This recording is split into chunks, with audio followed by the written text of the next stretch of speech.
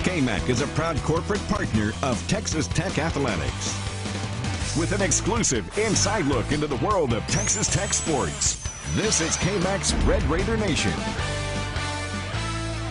Hello everyone and welcome into the Red Raider Nation. I'm Ryan King. Thanks for joining us. Another Saturday, no Texas Tech football. Still weird, but the Red Raiders of course have already played this week, beating TCU in Fort Worth 17-14.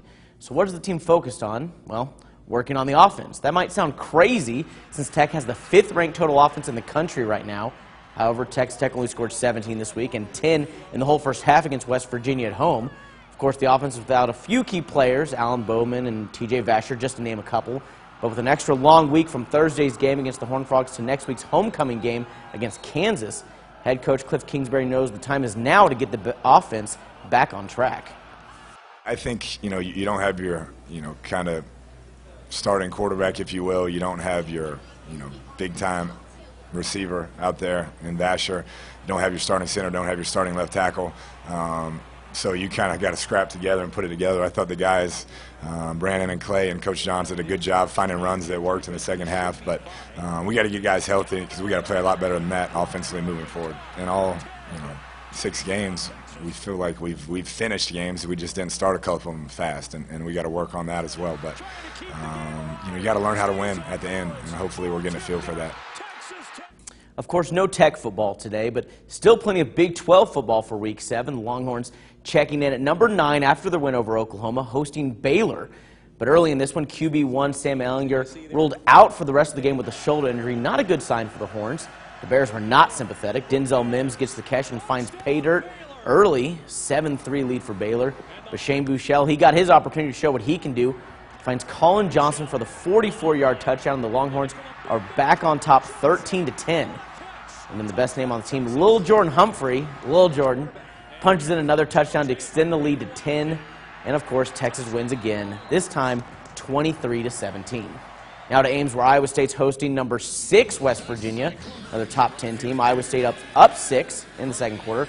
Brock Purdy hits Charlie Kohler, and he races to the corner of the end zone. Touchdown Cyclones, and the lead is double digits, 20-7 Iowa State. And just before the half, Cyclones kicking a field goal, trying to extend that lead, but it's blocked by Kenny Bigelow. Derek Pitts Jr. picks it up and takes it 72 yards to the house, and all of a sudden, it's a 6-point game. In the fourth, it's a 7-point game, and Purdy hits Deshaunte Jones on a great pass just over the defender, and Cyclones, it's a 2-touchdown game, and down go the Mountaineers. Iowa State pulls off the huge upset, 30-14.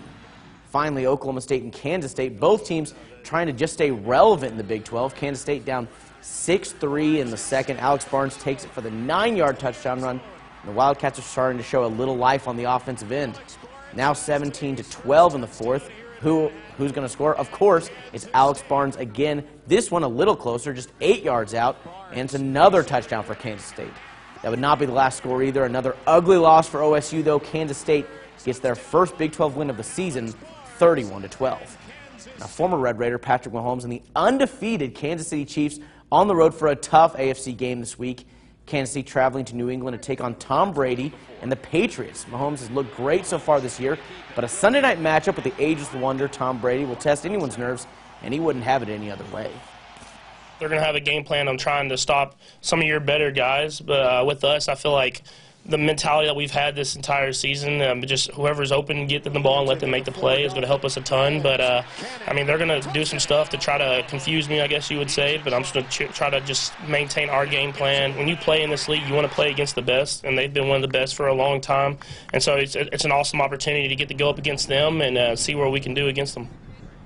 Now over to the USA, where Texas Tech is hosting Kansas for their annual Wear Pink game with special jerseys and shoes. All donations made the game being given to the Susan G. Komen Breast Cancer Foundation of Lubbock. As far as the game goes, Kansas coming off a big win over number 4 Texas, so no easy contest for Tech. In the first set, Tech trails, and the standout freshman Brooke Candace does what she does best, a solid kill, and Tech's down 12-8. But battling, Tech fights back. Set point for Kansas, but Tech only down 2, and a big block ends at 25-22. Jayhawks take set 1. Set 2, same score, rolls reverse. Tech trying for the block themselves, but they can't send it back. Another 25-22 set winner for Kansas. And the third goes the same way, 25-19, a little easier for the Jayhawks. Tech loses their third straight match. This one, a 3-0 sweep to Kansas. And volleyball, no match this week, midweek. They will play at Texas, that number 4 team in Austin next week. So we'll see if they can bounce back from that. So what about that TCU win? It was a pretty good win. I mean, their team's looking good. Obviously, they won in Stillwater. They've won in Fort Worth. They're looking good. Does that mean anything at all? The one good thing is the really good teams in the conference. West Virginia, they've already lost, but OU and Texas both come to Lubbock here in about 3 to 4 weeks back to back. So if you want to look at it that way, they get them both at home. Who knows? I mean, yeah, weird things happen in Lubbock. We're excited for that. That's right. Definitely. Perfect. And we'll be right back.